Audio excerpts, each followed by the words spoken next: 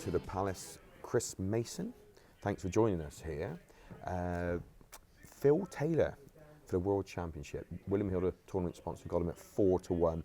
I can't remember the last time he was ever 4-1. Not in the last 20 years. No. I remember when he was odds on. Yeah. You know, I remember he was 4-7 and 4-9 and slightly bigger field nowadays, isn't it? We've got 72 players, I think. Yeah. But yeah, 4-1. You never imagined that we'd be in that era where he wasn't favourite to win it. No, I mean, in the BDO, of course, he won it a couple of times, and 14 in the PDC. Very dominant, in faith up until about 4 or 5 years ago.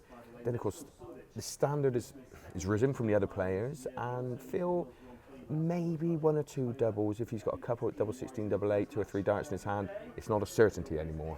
No, I think during our era, we would leave ourselves an 81 or a 1-2-1, or and we'd wire it or stick it close. Yeah. And never get another go. Yeah. Where the level of play now, it just seems that when people are having a shot at a 12 darter or 11 darter, they're taking it out, and that's obviously has had its effect, because he now is missing those 1 and 2 darts at a double, because he knows, and like you said, in recent times, that people are taking those shots. I think there was too much emphasis on, especially during my era, that when you did get close to him, you weren't just beating Phil, you were beating the whole product. Yeah, whole package. I mean, I mean, you played him in a World Championship, so you know what it was like to many run times. into that sort of, should we say, runaway sort of train. Well, I had a quite memorable one, that, and they built me up. I did the draw live on Sky, and they said, "Who do you want to play?" And Phil was there, and I want to play him. And they had me, and it was this is how long ago it was. Mission Impossible was just released with Tom Cruise. They had me jumping out of helicopters, and he beat me 9-0, 3-0, 3-0, 3-0. I wasn't even in it. Yeah. But that was during he was just so dominant. You couldn't get anywhere near him. It was ridiculous. It was just like playing a brick wall. You couldn't rattle him. You couldn't. We needed 4 darts back then. Yeah. To make it competitive. Been attacked by a creature here at Butlins. So as far as, and of course the 4-1, it shows the relationship between Michael van Geuren and the world of darts at the moment. The fact that he is so dominant, like Phil used to be. I think he's about 5-4. Yeah. In a field when you've got your Peter Wright, Adrian Lewis, Gary Anderson. I mean, 5. Field of 72. Yeah, field of 72. Now,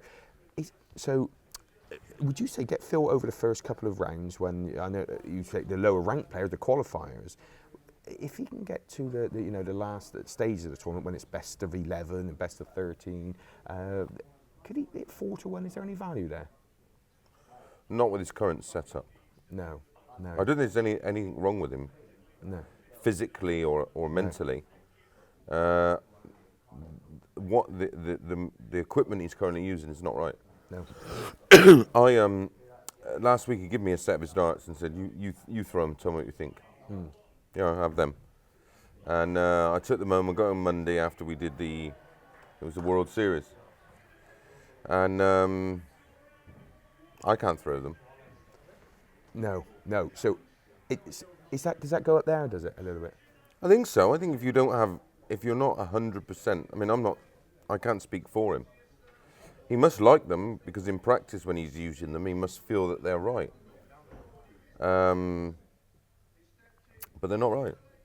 They're not right. They land, they don't go through the air clean. No. And if you watched his throw of even 5 years ago, they go through the air and they just... like land. They land like a plane. Yeah.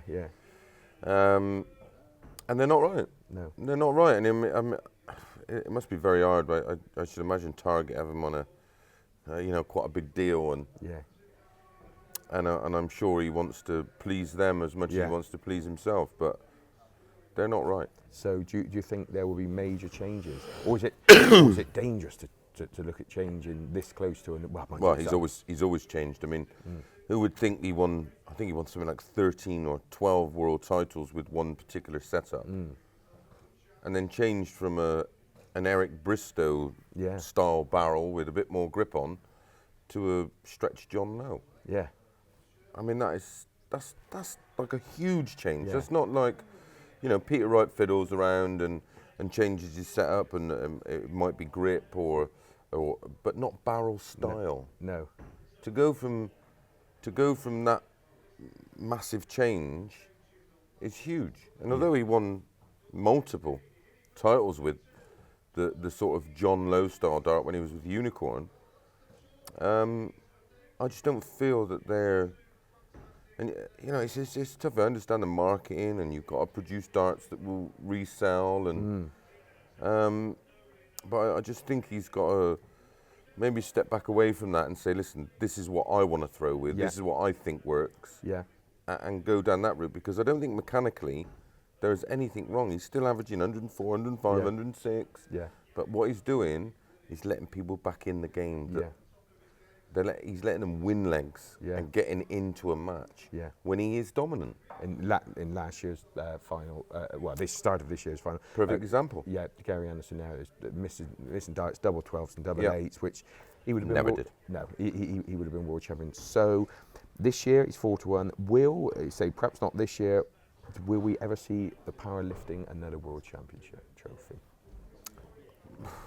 On his current form, there's no reason why not. That's the thing. Yeah. It's not like he's averaging 80 odd or you know, low 90s. He still looks the business. Yeah. And he's just them odd legs that he's letting people. He did it with Gary just the other night. Yeah. Yeah. You know, there was stages there where he thought, he looks the business. Yeah, and just 3 He minutes. took the 148 out and then couldn't finish his deal. Yeah, that's right. Yeah. Fourth rep. He's done the hard work. He's broken. He broke 148 finish, and that hurts you. I mean, Gary had a double, and that really sinks you to your boots, and you think, oh God, here we go. Yeah. You just know it with Phil. Yeah. I just think he's got to go with a slightly bigger flight. I don't think there's a lot wrong with the barrel. No. I just don't think they're stable in the air. They don't land straight. They go through the air way too fast, so they haven't got time. If he had a bigger flight in, the dart would come round, they would go stable mid-flight and land clean. Yeah. You know, he's going at double 16 there, boom. Yeah. So he can't see it. Yeah. And I can't believe that's just on the stage. It must be like that in practice. On the practice board. But I can. There's no way he's not going to win anything else, surely. No. But maybe not the big one. I mean, that is his home note at Alexandra Palace, like you had the Circus Tavern. So then, 4-1, we say, Chris, is not value perhaps this year. No, I would look at. You know, you got to look at people like Thornton, who's a. You know, I know Wayne Mardell had it, didn't he, at the Grand Prix, and that was a great shout. Yeah. But yeah, I'd be looking at someone who's nowhere near Michael van Gerwen. No, because he looks. So keep him 1.5. He looks fairly. Adrian Lewis. He looks like he's just about coming into some form. So a little bit of value outside. Yeah, I like Lewis. Lewis would be my punt to make the final.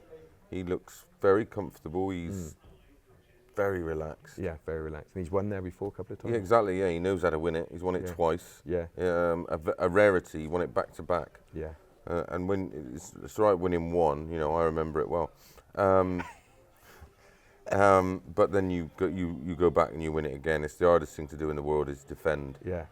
So yeah, I'm a little bit about Adrian Lewis for this one. I like Anderson as well. I think a lot of what we see is fairly short. I think sets and legs suit your Lewises and suit your Andersons. I think they're made for that format. Yeah. Some players are made for the best of 11s and best of 9s and best of 21s. Yeah.